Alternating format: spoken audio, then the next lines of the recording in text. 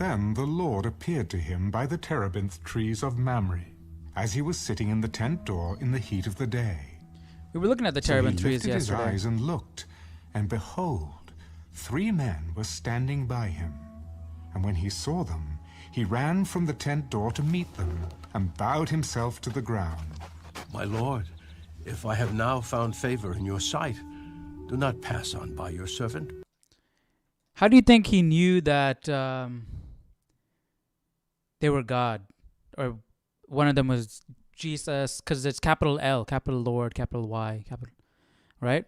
So how do you think he knew that it was something more than a human? Like it was God, like Jesus or an angel, or I mean he's saying my Lord, so he has to think it was God, right? Right? Or did he think it was an angel? He said my Lord. I mean that could mean like anything, like a greater being, right?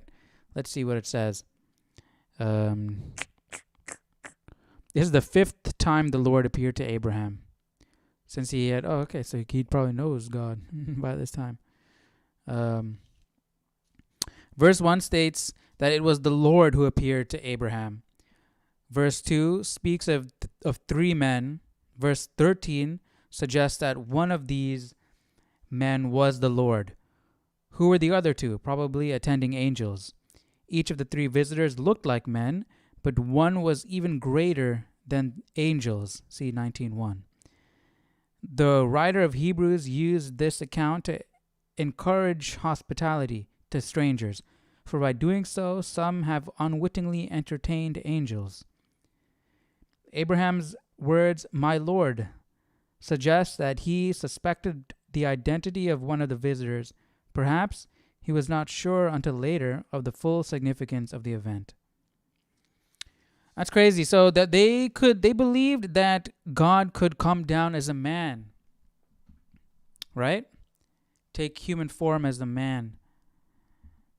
Interesting. I want to know how what Judaism and Islam are their takes on this, because I thought that they don't believe that God can take human form. Like he wouldn't take human form, like stoop to that level. That's interesting. Come on, man. Play. Please, let a little water be brought, and wash your feet, and rest yourselves under the tree, and I will bring a morsel of bread that you may refresh your hearts. After that, you may pass by, inasmuch as you have come to your servant. Do as you have said. Okay, Jesus. So Abraham hurried into the tent to Sarah and said, Quickly make ready 3 measures of fine meal, knead it and make cakes. And Abraham ran to the herd, took a tender and good calf, gave it to the young man, and he hastened to prepare it. So he took butter and milk and the calf which he had prepared, and set it before them. You gotta kill the calf, he stood by them under the tree, cook it, as they ate. Then they said to him, Where is Sarah? And bake a cake. Your wife. Here, in the tent. I will certainly return to you according to the time of life. And behold, Sarah, your wife, shall have a son. Sarah was listening in the tent door, which was behind him. Now Abraham and Sarah were old, well advanced in age, and Sarah had passed the age of childbearing. Therefore Sarah laughed within herself, saying, After I have grown old, shall I have pleasure, my Lord Sarah? being old also? And the Lord said to Abraham, Come Why on. did Sarah laugh, saying, Shall I surely I'm gonna- bear a I'm gonna- child, I'm gonna- since I am old? I'm gonna assume that she meant having the pleasure of bearing a child, of having a child, not Is anything too hard for the Lord? At the appointed time I will return to you, according to the time of life. And Sarah shall have a son. But Sarah denied it, for she was afraid. I did not laugh. No, but you did laugh. Dang, Then Jesus called her the out. men rose from there and looked towards Sodom, and Abraham went with them to send them on the way. And the Lord said, Shall I hide from Abraham what I am doing? Since Abraham shall surely become a great and mighty nation, and all the nations of the earth shall be blessed in him. Is God talking to himself? For I have To known his him, angel buddies? in order that he may command his children and his household after him, that they keep the way of the Lord to do righteousness and justice, that the Lord may bring to Abraham what he has spoken to him. Because the outcry against Sodom and Gomorrah is great, and because their sin is very grave, I will go down now and see whether they have done altogether according to the outcry against it that has come to me. You forgot to change the page. And if not, I will There know. we go. Then the men turned away from there and went Star-Lord's toward about to be Sodom. mad. But Abraham God's gonna come down and still destroy stood Gomorrah. before the Lord, and Abraham came near. Would you also destroy the righteous with the wicked? Suppose there were 50 righteous within the city. Would you also destroy the place and not spare it for the 50 righteous that were in it? Far be it from you to do such a thing as this, to slay the righteous with the wicked, so that the righteous should be as the wicked. Far be it from you. Shall not the judge of all the earth do right? Dang, come If I on. find in Sodom 50 righteous within the city, You then I will spare all the place for their sakes. trying to Indeed, guilt trip now. God? I who am but dust and ashes have taken it upon myself to speak to the Lord. Suppose there were 5 less than the 50 righteous. Would you destroy all of the city for lack of 5? If I find there 45, Abraham needs some negotiating I will not classes. destroy it. Suppose Abraham is the worst. What is it? A haggler, right? Negotiator I've ever seen. You don't like. Let's say like he should have gone like, okay, 50. No, 50, right? All right. Let's try. How about 10? Are you okay with 10? No, 10's too less. Okay, maybe 15. All right, we're good with 15. All right, let's go with 15. Right? This guy is going 50, 45, 40, 30. If I was Jesus, I'd be like, all right, be quiet. I'm gone. I'm killing everybody. You're annoying me. there should be 40 found there. I will not do it for the sake of 40.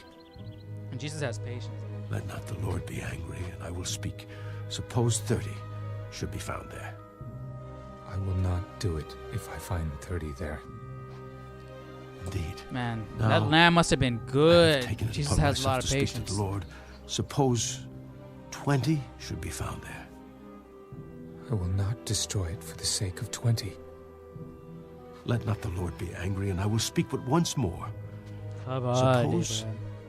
10 should be found there. I will not destroy it for the sake of 10.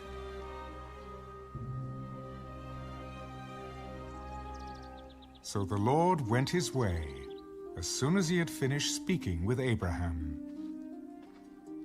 And Abraham returned to his place. But here's my question now. By this logic right here, right? Far be it from you to do such a thing as to slay the righteous with the wicked, so that the righteous should be as of the wicked, should be as the wicked. Far be it from you. Shall not the judge of the earth do right? So he's questioning God right there, saying, literally guilt tripping him, or like saying like, I know you're going to destroy the city, but I mean, what if there are good people there? Wouldn't God spare those people? All right, that's sort of questioning authority right there. So I don't know how Jesus took that. But the idea of this is, shall not the judge of the earth do right? Right? The righteous should not be given the same treatment as the wicked, right? Why are you going to kill the righteous in the city along with all the wicked? That's not fair to the righteous. right? And then he's going to 50, right? Will you spare it? So if there were, at that point, if there were 10 righteous people, that's fine to kill 10, right? If there was 40 righteous people, it's fine to kill 40, right? Then he's going down 45, 30, 35, 25, whatever, all the way down till 10, right? What if there's 5 righteous people? It's okay to kill 5? So I don't understand that logic. But God knew that everybody in that place is messed up, man. Everybody in that place is messed up. Because I was thinking, like, why doesn't this happen nowadays? Why doesn't God just come down and be like, yeah, I'm going to destroy this place. You guys are too sinful. Because the flood, that was a worldwide event, right? God destroyed the entire world by a flood. And he promised he was never going to do that again by a flood. This is by fire and brimstone. And he's destroying an isolated place. 2 cities, right? Sodom and Gomorrah.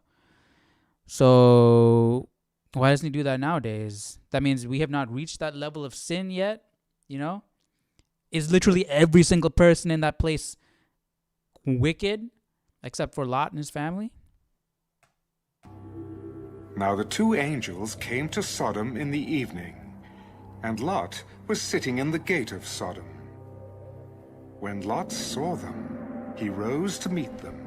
Even Lot and recognized. He bowed himself with his face toward the ground. Like, are they give off some Here now, like my angelic lords. presence? Please, turn into your servant's house and spend the night, and wash your feet. Then you may rise early and go on your way. No, but we will spend the night in the open square. But he insisted strongly. So they turned into him and entered his house. Then he made them a feast and baked unleavened These bread. guys are getting a lot of And food. they ate. Now before they lay down, the men of the city, the men of Sodom, both old and young, all the people from every quarter, surrounded the house. And they called to Lot. Where are the men who came to you tonight? Bring them out to us, that we may know them carnally. Come on, guys. Come on. Oh, man. That's too much. These guys just got to your town. Have some respect for yourself, you thirsty weirdos. Come on.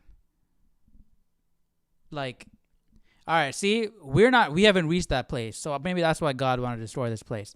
We're not like, if you go into a town, you're a stranger to a town, the entire town doesn't show up to your house trying to, you know?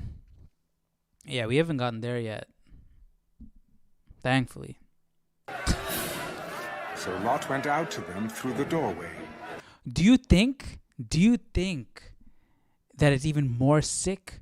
Like if Lot and Abraham could tell these are godly people, right? They maybe had some like this angelic presence to them, right? This holy presence, and I'm sure that there are people who've entered into Sodom, and they go about their business fine, right? It's not like every single person that enters Sodom, these guys are running to them trying to rape them, right? Do you think that all these people saw that they were holy? These 2 guys were holy and had this angelic purity to them, and they wanted to defile that? Like they were that sinful? That's sick. Shut the door behind him and said, Please, my brethren, do not do so wickedly. See now, I have 2 daughters who have not known a man. Come on, Lot. You don't do that. I mean, I get it. You're scared. You invited these people into your house. They're your guests. They didn't want to come into your house. And now because of you, all these people are showing up at your place wanting to get at them. And you feel guilty. You feel like you need to protect them because they're your guests. And they're angels. So you want to prove your loyalty. But offering your daughters like that, like, I mean, it probably wasn't like that, but man, that is not a nice situation right there. Please, let me bring them out to you, and you may do to Come them on. as you wish. Oh man, please let me bring them out to you, and you may come do to them. Sheesh, man. Only do nothing to these. Bro, imagine if you were there, you were one of those girls, and you're hearing your dad say that. Oh, Only do nothing to these men, since this is the reason they have come under the shadow of my roof. Stand back.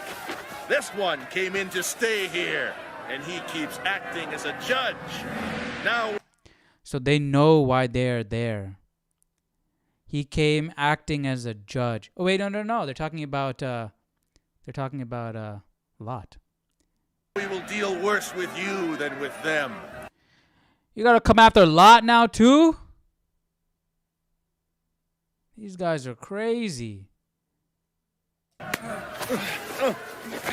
I don't need to hear all they this. pressed hard against the man Lot, and came near to break down the door. But the men reached out their hands and pulled Lot into the house with them, thank you. and shut the door. Thank you. And they struck the men who were at the doorway of the house with blindness, both small and great, so that they became weary trying to because find they were the door. the young and old showed up. Man, how young and how old? Then the men said to Lot, Have you anyone else here? Son-in-law, your sons, your daughters, and whomever you have in the city. Take them out of this place, for we will destroy this place, because the outcry against them has grown great before the face of the Lord, and the Lord has sent us to destroy it. That's cool. Like how so angels don't have that the all-seeing eye that God has, you know? Like they don't know that who Lot's family is and all the people, whatever. God knows, right? But these angels don't know. They're just sent on a mission like soldiers to carry out the destruction of this city. That's honestly, that's kind of cool. That would be like some Dragon Ball Z type of, you know what I mean? They just come, God sent them down to destroy the city. Like, I don't know, that's pretty cool. But yeah, I mean, that's cool. Like also that it's cool to know that they don't know Lot and his family. They don't know his personal business, even though they're up in heaven. So Lot went out and spoke to his sons-in-law, who had married his daughters. Get up! Get out of this place! For the Lord will destroy this city! But to his sons-in-law, he seemed to be joking. When the morning dawned, the angels urged Lot to hurry. Arise, take your wife and your 2 daughters who are here, lest you be consumed in the punishment of the city. And while he lingered, the men took hold of his hand, his wife's hand, and the hands of his 2 daughters, the Lord being merciful to him, and they brought him out and set him outside the city. So it came to pass, when they had brought them outside, that he said, Escape for your life. Do not look behind you, nor stay anywhere in the plain. Escape to the mountains, lest you be destroyed. Please, no, my lords. Indeed now, your servant has found favor in your sight, and you have increased your mercy which you have shown me by saving my life. But I cannot escape to the mountains, lest some evil overtake me and I die. See now, this city is near enough to flee to, and it is a little one. Please, let me escape there. Is it not a little one? And my soul shall live. See, I have favored you concerning this thing also, in that I will not overthrow this city for which you have spoken. Hurry, escape there, for I cannot do anything until you arrive there.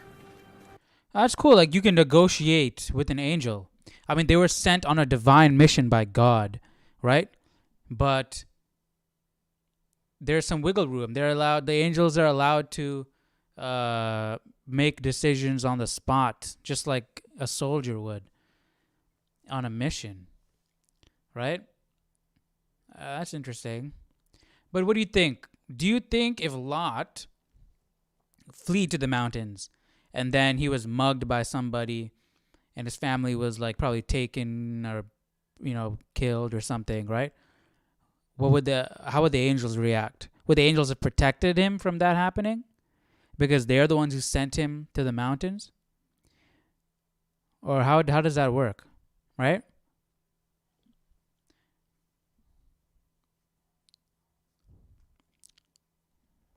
Like, did they just indulge Lot with the idea of, okay, fine, yeah, go to the city. I mean, we were going to protect you anyways. But, if that makes you feel more safe. Or were they like, yeah, that's a good idea. You might get killed if you go into the mountains. Like, yeah, go to that city. You know? Yeah, I'm curious. Because how human are these angels? How flawed are the angels, right? And that's interesting. Therefore the name of the city was called Zoar. The sun had risen upon the earth when Lot entered Zoar. Then the Lord rained brimstone and fire on Sodom and Gomorrah from the Lord out of the heavens. So he overthrew those cities, all the plain, all the inhabitants of the cities, and what grew on the ground.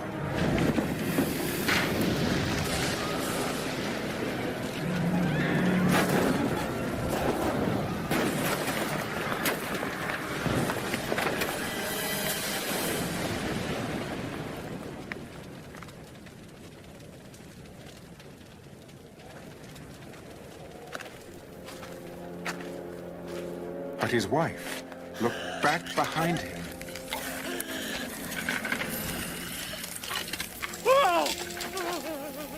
And she became a pillar of salt. Man, what's up with these women and being too curious? One ate a fruit.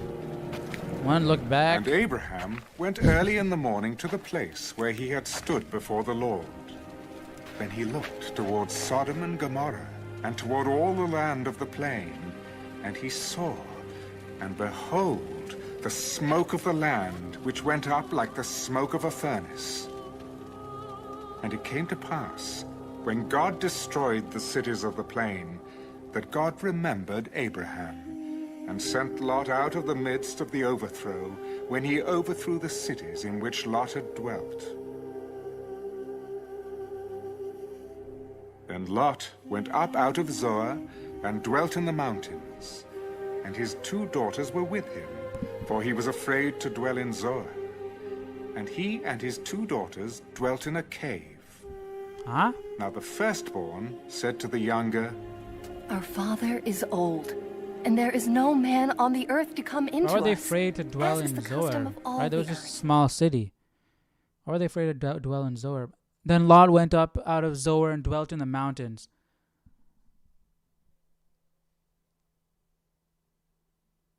And his 2 daughters were there with him, for he was afraid to dwell in Zoar.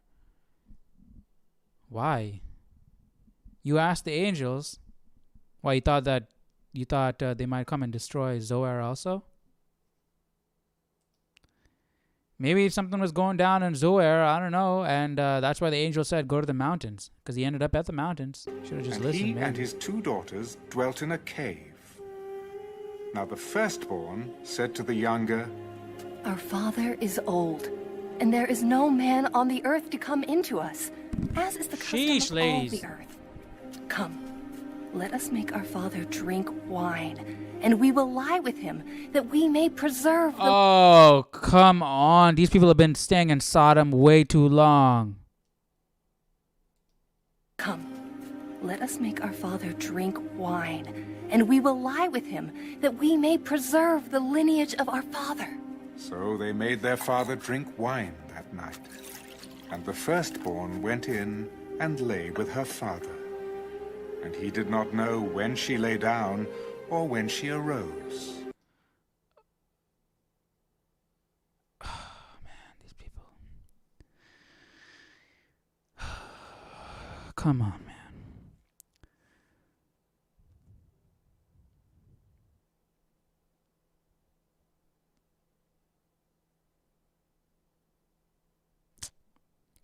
Lot's daughters now conspired together to make their father drunk so that they would have sexual relations with them, the lineage of our father. We can hardly approve of their action, yet their desperation was real. Their husbands had died, and they were not likely to remarry. Their mother was also dead, and they judged their father unlikely to remarry and have more children. Should they die childless, there would be no one to carry on their name, their family name. For the peoples of biblical culture, this was an overwhelming loss.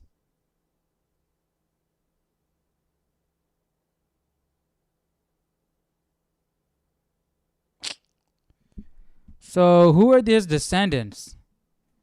Are they like cursed or something? Because they were born out of sin? Like what is God's intention? He didn't. I mean, he knew this was going to happen, but what did God promise Lot to have any great descendants or anything? Or it happened on the next. This whole situation is messed up, man. Day, the town, or when she arose. It happened on the next day that the firstborn said to the younger, Indeed, I lay with my father last night. Let us make him drink wine tonight also, and you go in and lie with him, that we may preserve the lineage of our father. Then they made their father drink wine that night also. And the younger arose and lay with him, and he did not know when she lay down or when she arose. Thus both the daughters of Lot were with child by their father. The firstborn bore a son and called his name Moab. He is the father of the Moabites to this day. And the younger, she also bore a son and called his name Ben-Ammi. He is the father of the people of Ammon to this day. Ratamon.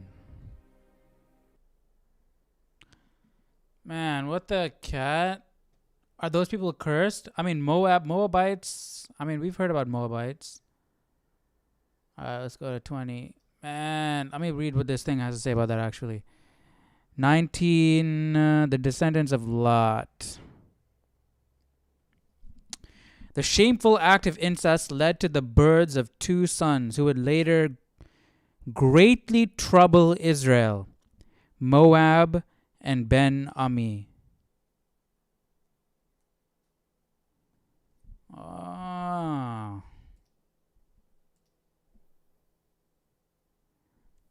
We're in 20 right now. And Abraham journeyed from good there time, to I the think. south, and dwelt between Kadesh and Shur, and Yeah, stayed we in are. Gerar. Wait, what? And Abraham journeyed from there to the south, and dwelt between Kadesh and Shur, and stayed in Gerar. Now Abraham said of Sarah his wife, She is my sister. and Bro, we have been through this before, Abraham, in Egypt, remember? It's not a good idea. We know, and your wife is old now, okay? You don't have to be saying that. They're not going to take her away. And they're not going to kill you. Calm down. It's my sister. And Abimelech, king of Gerar, sent and took Sarah. They took her regardless. Do you want people to take your wife, Abraham? Sheesh. But God came to Abimelech in a dream by night, and said to him, Indeed, you are a dead Bro, man this because guy, of the Abraham. woman whom you have taken, for she is a man's wife. Bro, this guy Abraham is ruining people's lives by lying and saying that this is my sister.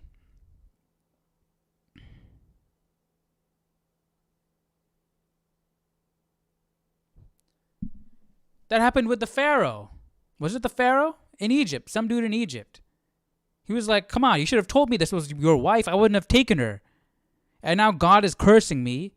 Your God is attacking me because I laid with your wife and I didn't even know it was your wife.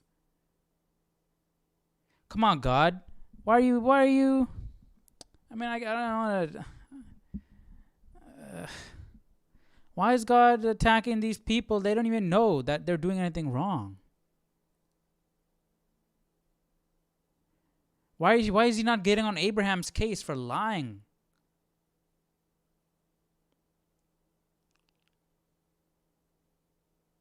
Does the Bible have anything to say about that? Abraham's deception about Sarah in the city of Gerar was later to be repeated by his son. Bro, what is up with these people? Was later to be repeated by his son Isaac. This is an example of a son taking after his father. The present story is also a replay of Abraham's earlier mistakes in Egypt. And God is punishing the opposite side. God is punishing the people in Egypt and punishing this guy in Abimelech.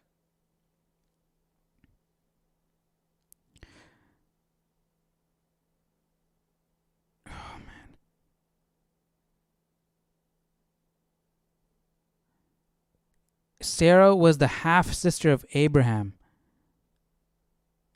Wait, so he's not technically lying? Sarah was the half-sister of Abraham? Abimelech took Sarah. This action put Sarah in the king's harem. That was an anime or what? But not in his bed. Because of her advanced age, it is probable that Sarah was more desirable to Abimelech for her wealth than for her physical appearance. Makes sense. I also read that Sarah was a pagan.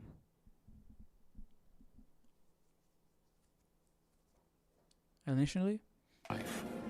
But Abimelech had not come near her, and he said, Lord, will you slay a righteous nation also? Good. Did he not say to me, she is my sister? Exactly. And even she herself said, he is my brother. Exactly. In the integrity of my heart and innocence of my hands, I have done this. Good. And God said to him in a dream, Yes, I know that you did this in the integrity of your good. heart. Good. For I also withheld you from sinning against me. Therefore, I did not let you touch her. All right. Now, therefore, restore the man's wife. For he is a prophet, and he will pray for you, and... God, okay, you need to have a serious talk with Abraham. He's been lying about his wife being a sister. Well, maybe he actually is, but sheesh, come on, man. You needed to have a talk with him. It's not good. And he will pray for you, and you shall live. It's not good. If you do not restore her, know that you shall surely die, you and all who are yours. All right, come on. Relax, God, please. I mean, I feel so weird saying that. I mean, I can't. I mean, yeah, he's going to give her back. You know, to be so mean.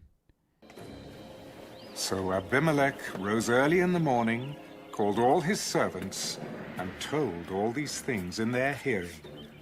And the men were very much afraid. And Abimelech called Abraham and said to him, Yeah. What have you done to us? Yeah. How have I offended you that like you have Abimelech. brought on me and on my kingdom a great sin? You have done deeds to me that ought not to be done. What did you have in view that you have done this thing? Because I thought, surely the fear of God is not in this place, and they will kill me on account of my wife. Bro, man. This guy, Abraham, sheesh, never learns. Doesn't have trust in God. You're a prophet, man. You're a prophet. Why don't you trust God will keep you safe? Why you have to lie and give up your wife? Why isn't God getting mad at him?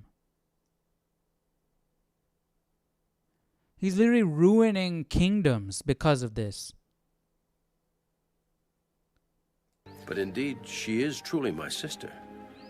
She is the daughter of my father, but not the daughter of my mother. And she became my wife.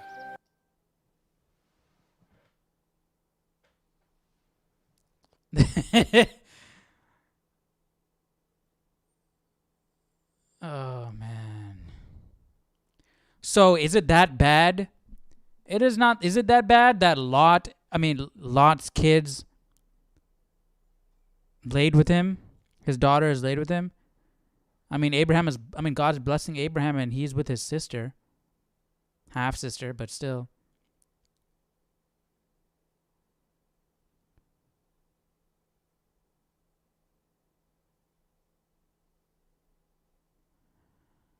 And this whole family is I don't know, man.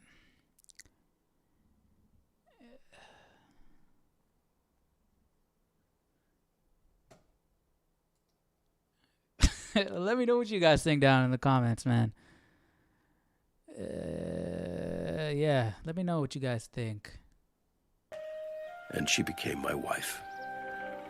And it came to pass, when God caused me to wander from my father's house, that I said to her, "This is your kindness that you should do for me. In every place, wherever we go, say of me, he is my brother." Then Abimelech took sheep, oxen, and male and female servants. He's not technically and gave lying them then, to Abraham. They are brother and sister.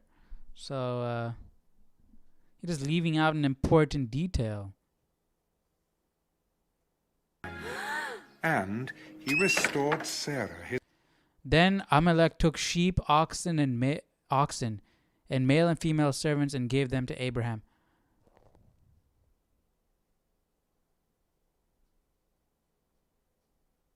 What? Why is he giving gifts? Abimelech was the one in danger. He didn't do anything wrong. Why is Abimelech giving gifts? Abraham should have given Abimelech something for putting him through that trouble. What? Am I right or am I gone crazy?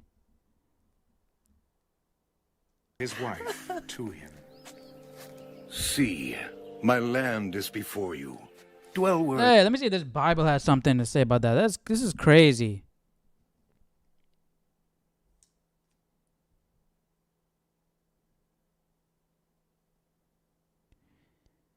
Sarah was truly his sister. The marriage... Okay, we already read that.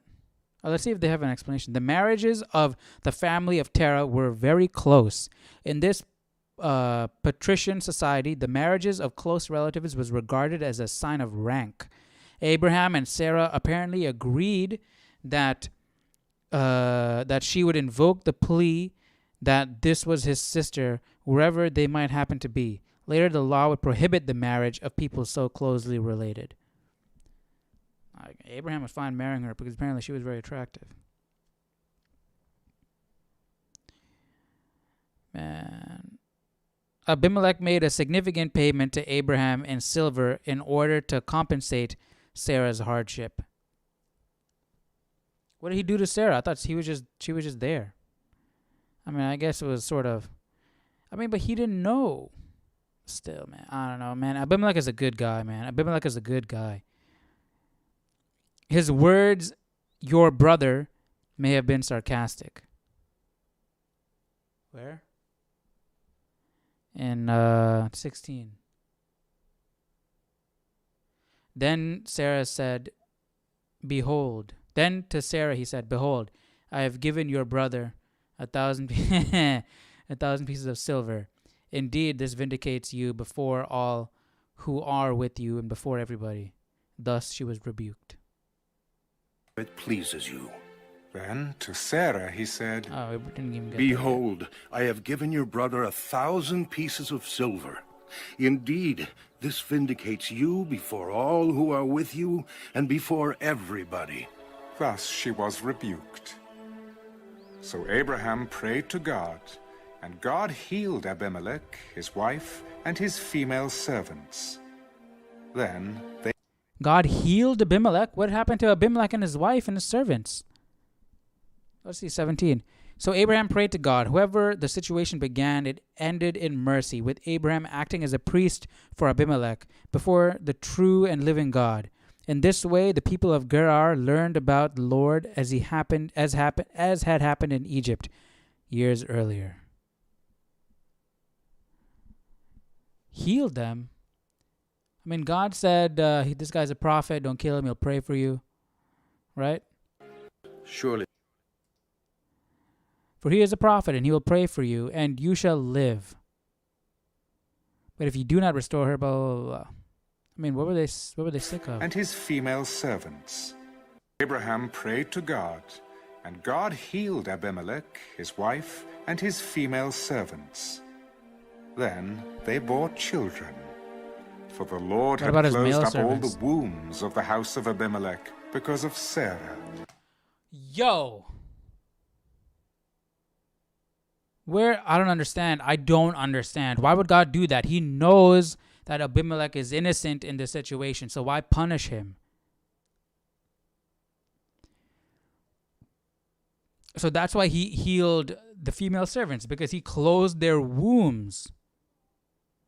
Because they took Sarah, Abraham's wife, but they didn't even know Sarah was Abraham's wife. So Abraham prayed to God. Okay, we read that. All right. The Lord had closed up all the wombs. 3 things are indicated by these words. First, the stay of Abraham and Sarah had been prolonged in Gerar before Sarah's identity became known. Yeah, because they needed to realize that their wombs were closed. Some months would have had to pass before the people realized that they were no longer conceiving at normal rates. This means that Sarah had lived in the harem of the king for several months. Second, the Lord reached out to these people in a way they would find difficult to resist. The wish to procreate was relentless in the ancient world, as these accounts consistently emphasize. Third, God graciously protected Sarah and Abraham. The chapter ends with irony because of God's desire to protect Sarah. He had closed the wombs of the women in Abimelech's house. Soon, the Lord would open Sarah's womb to give her a child, long after she was too old to conceive naturally.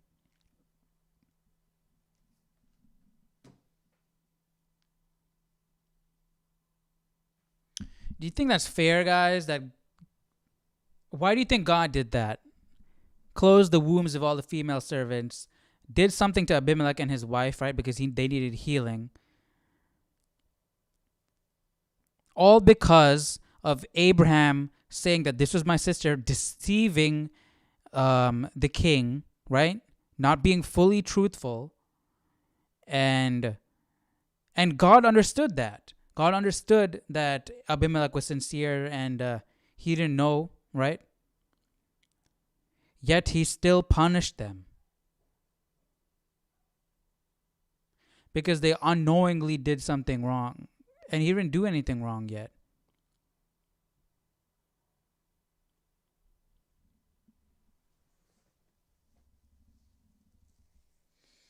What do you guys think? How do you rationalize that?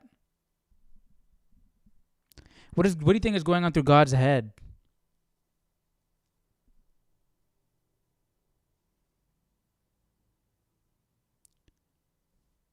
Why did he punish Abimelech? I don't understand.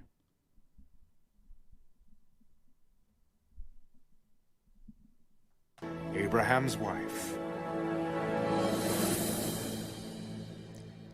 That's it, right? Let's look that up. I want to see. That's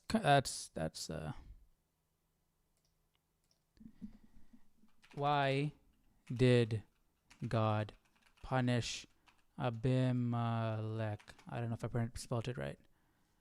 Yeah, why did God punish Abimelech in his innocence?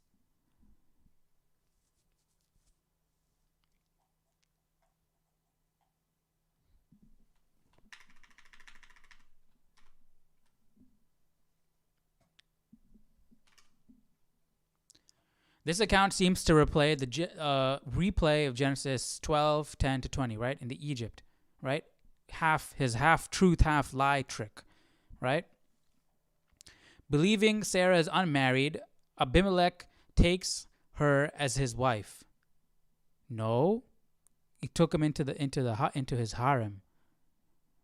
But God mercifully keeps him from the sin of adultery by somehow preventing him from touching her.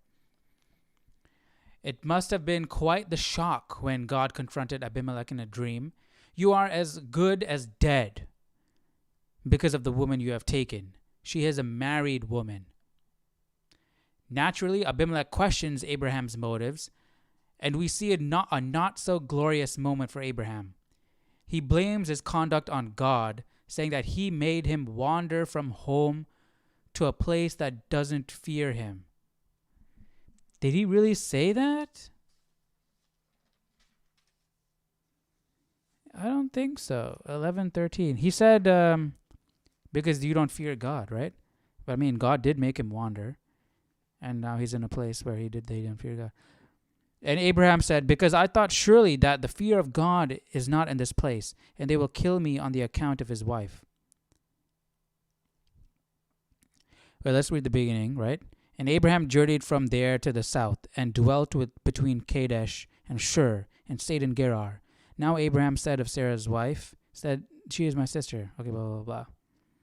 Right? So God didn't tell them to go to Gerar. He just went to Gerar. I mean, they're traveling, right?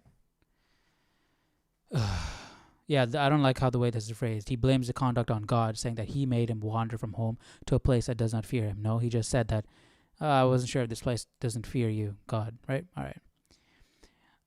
As sin usually snowballs, Abraham's fear of being killed also compels him to pull Sarah into his deception. This is how you can show your love to me. Everywhere we go, say of me, he is my brother.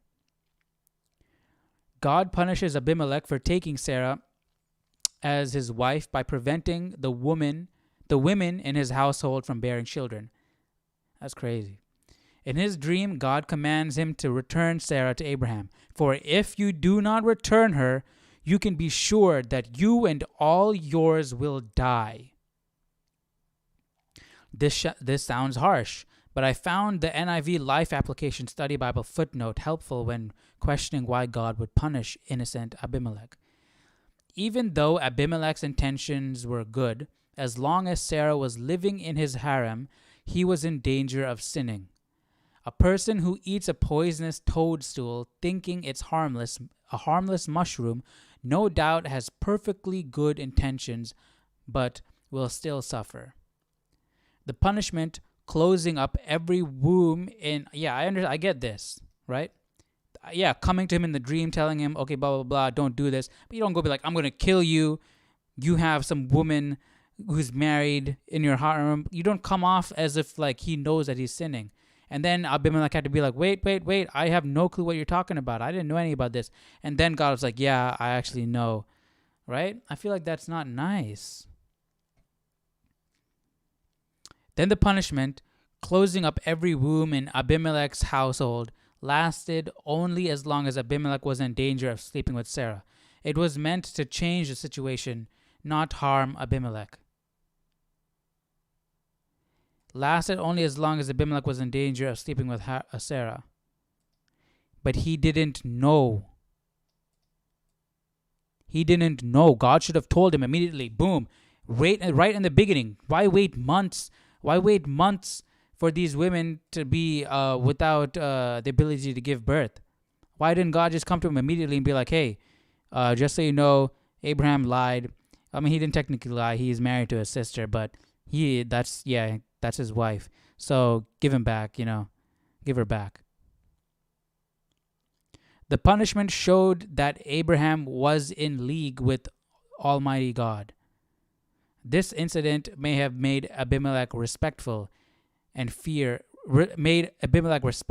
Abraham's God. Abimelech not only returns Sarah, but also generously showers Abraham with gifts. I don't think it's justified. And grants him permission to live anywhere on his land.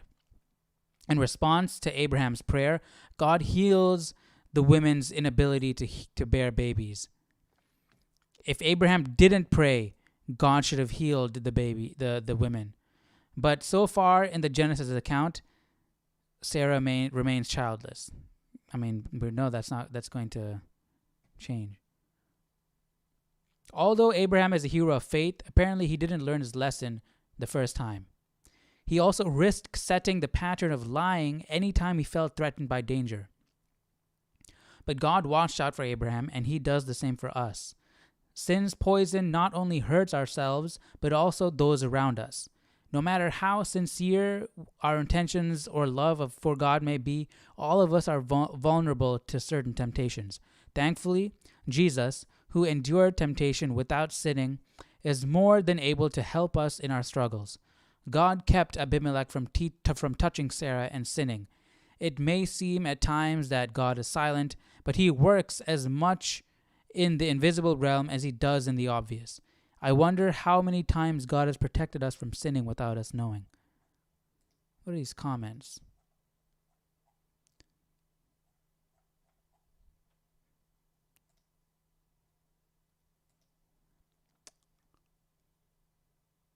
What do some other people have to say?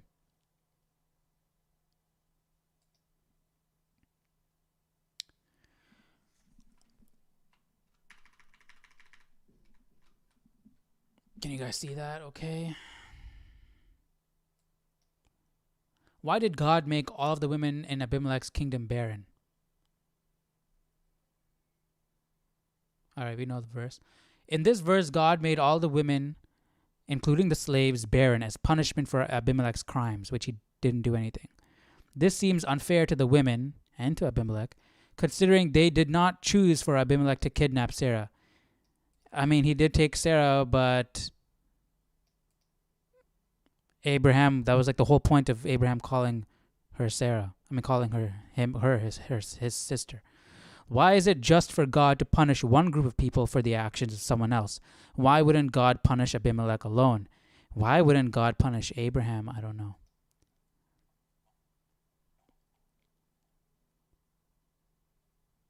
Christian answers.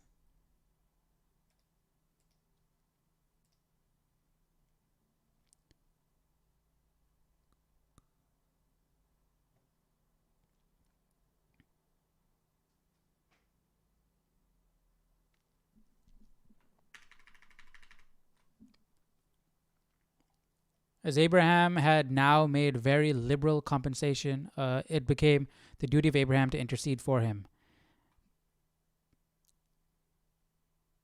I don't like how that's phrased.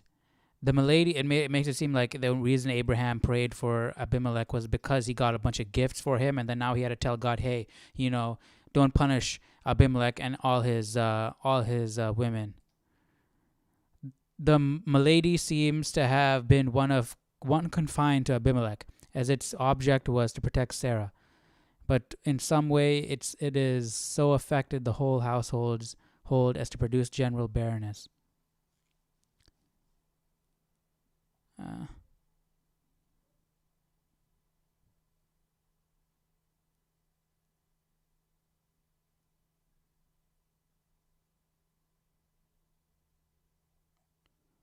I need a clear answer.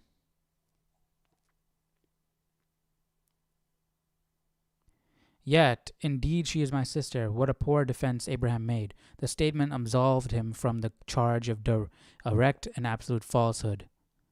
But he had told a moral untruth because there was an intention to deceive. Honesty is always the best policy. Abraham's life would have been as well protected without the fraud as with it. And what shame to himself, what distrust to God, what a dishonor to religion might have been prevented. Let us speak truth, every man to his neighbor. Okay, so Zechariah, and who wrote Ephesians? Paul? I don't know.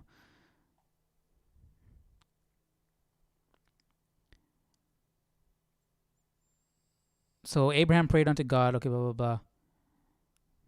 God healed Abimelech and his wife and his maidservants, who by reason of some disease was rendered unfit for and incapable of cohabitation with their husbands, and they were with them. But upon Abraham's prayer, all right, they're just all this is just like explaining. I don't want an explanation. Let's see 16.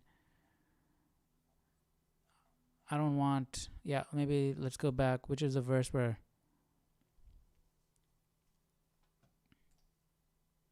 Sarah, But I thought, surely if your God is not in this place, all right.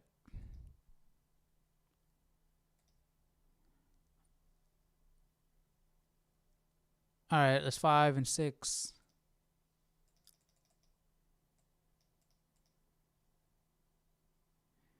Let's go 5. Not only does Abimelech assert this, but Elohim admits the plea. And yet this Philistine king indulges in polygamy and claims the right of taking a female relatives of anyone passing through his territory to add them to his harem. But the words mean no more than he was not consciously violating any of his own rules of morality, and thus illustrate the gospel principle that men will be punished not by absolute decree, but equitably, according to their knowledge. No, because he wasn't punished according to their knowledge. Abimelech was doing wrong and was suffering punishment, but the punishment was remedial. No, it wasn't. And for his advancement, all of his women were barren. They didn't do anything wrong. And for his advancement in right knowing and right doing. I guess I can see that. But what about the women? It is thus by means of revelation that men have attained a proper understanding of the moral law, though often called the law of nature, yet nature does not give it, but only acknowledges it when given. The inner light is but a faint and inconsistent glimmering, but Christ is the true light, for all by him does the law of nature become a clear rule for human guidance.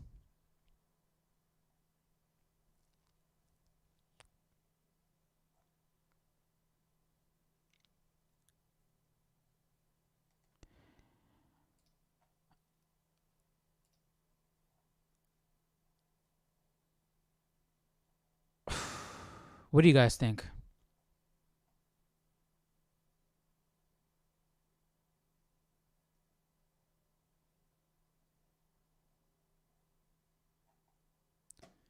Man, I'm having a tough time with this, man. Why would God do that?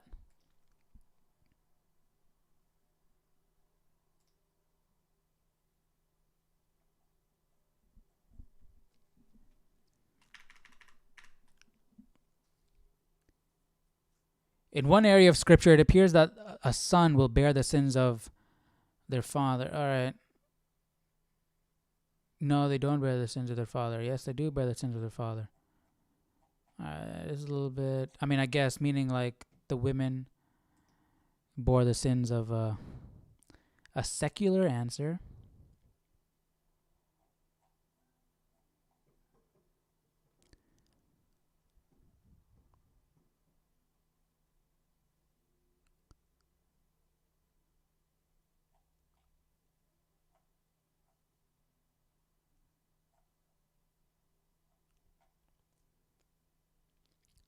Didn't Abraham say to me, she is my sister, and she herself said, he is my brother?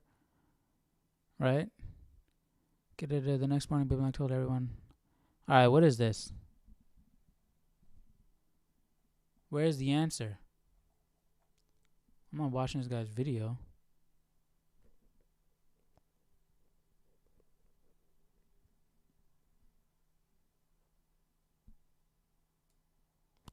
Yeah, but if Sarah is his half-sister, the marriage between Abraham and Sarah is condemned in the Bible. But God blessed their marriage anyway. Did God bless their marriage? Did God bless their marriage? Maybe that's why she was barren for so long. But Abraham is going to have crazy descendants, so does that mean he blessed their marriage?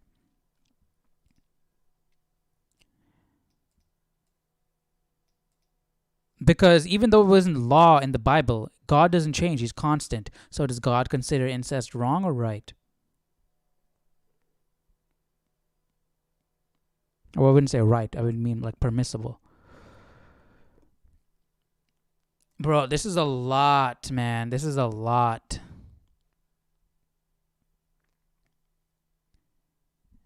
How much battery do I got?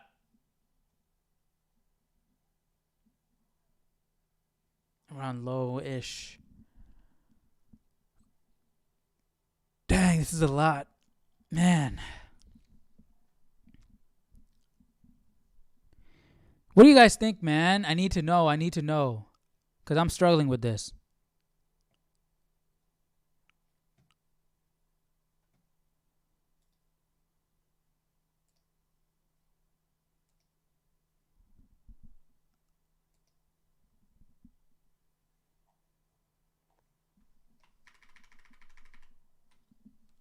In order to figure out why Abimelech is seemingly punished to the exclusion of Abraham, yes, you have to first go back to the first promise that the Lord made to Abraham. I will bless them that bless thee, and curse him that curseth thee. He didn't curse Abraham, man. Of course, the later part of that passage, and in thee shall all families of the earth be blessed, has reference to the seed promise that was later made to Abraham, which finds its fulfillment in Christ. However, the fact that the ultimate blessing provided through Abraham was spiritual does not mean that in Abraham's life, people did not enjoy physical blessings at times cursing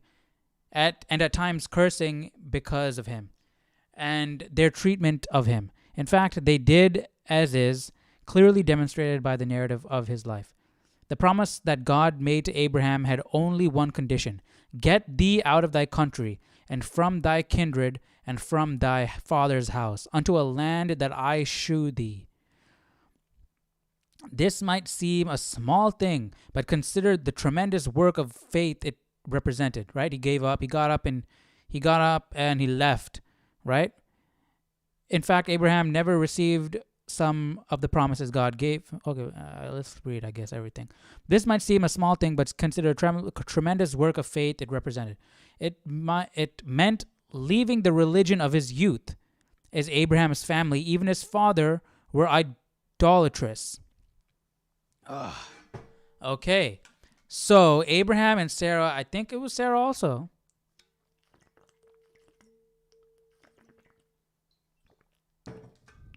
They were both idol worshippers. They were heathens that converted. That's why their name changed from Abram and Sarai to Abraham and Sarah. Okay, we're getting somewhere.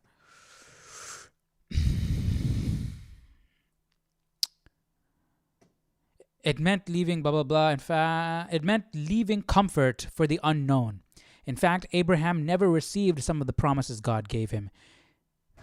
Neither the seed promise nor the land promise came to fruition in his life. God said it would come into fruition in his life? I don't know. God saw fit to reward such faith with physical blessing and protection. What the Lord did and said to Abimelech was a fulfillment of the promise he had made to him in Genesis 12:3. I don't see how. How is he didn't, and curse him that curseth thee. Abimelech didn't curse anybody. What we must remember in studying the Old Testament is that we often find narrative without commentary, particularly in the books of history. The absence of God's recorded disapproval never implies his approval if that approval is contrary. Never implies his approval if that approval is contrary to biblical teaching. To some of thy word is truth. The silence of God does not authorize or condone. I don't understand that. The absence of God's recorded disapproval of what never implies his approval if that approval is contrary to biblical teaching. Okay, I understand that. But I guess that's just a note to remember. Also, we must remember that God never does anything unnecessarily and that he knows exactly what his children need. Okay. Did all those women need to be barren? Parents discovered that all children are different. Some will only respond to physical punishment, others to time out, others to nothing but a stern look. And Abraham was a man of faith, and he had already taken great steps towards God. At the same time, we do not see this same fate demonstrated in Sarah. Thus, there was a need for her to be reproved for her hand in the sin. I am confident that the event itself was enough for Abraham to see the folly of his action. He did it. This is the second time doing it. When Abraham prayed, he prayed for himself as well. That's good. I mean, everybody sins, right? You can't be so hard. Everybody sins. I sin. I can't be so hard. But what I don't understand is, why did God punish Abimelech and the women? That's what I don't understand. Right? I understand giving Abraham second chance and 500 chances, right? Everyone does wrong and they mess up. The fruits of his repentance are found in his bold stand against Abimelech and Phicol over the matter of a well, and doing the right thing by making them a covenant of peace. We'll get to that. We haven't read that yet.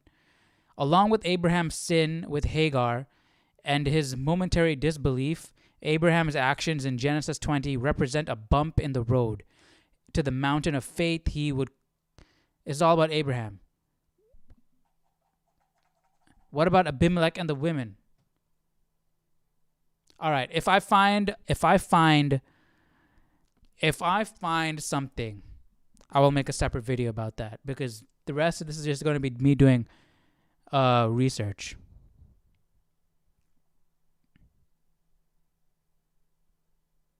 Let's see, Reddit. One last thing. Why did God, even though he was, right? I mean, I know that because he came with pure heart, pure intentions. He didn't believe the polytheistic thing was wrong, right? He believed. So that's completely different. That's different. All right. I'm going to research. If I find something, I'm going to make another video explaining that. All right? But we did it. We got through Genesis 18 to 20. We had some tough questions that we still need an answer to. I want to answer. I mean, I guess we don't know because we don't know the mind of God, why he does what he does. Yeah, I'm just looking for a person to explain it to me that is satisfying, honestly. Unless there's some other passages in the Bible that explain it better. But yeah, let me know your opinions down in the comment section. I would really like to hear. And thank you for sticking with it all the way through to the end. And yeah, we'll continue tomorrow, chapter 21. And I hope to see you guys there. See you guys. Thank you for watching. Bye-bye.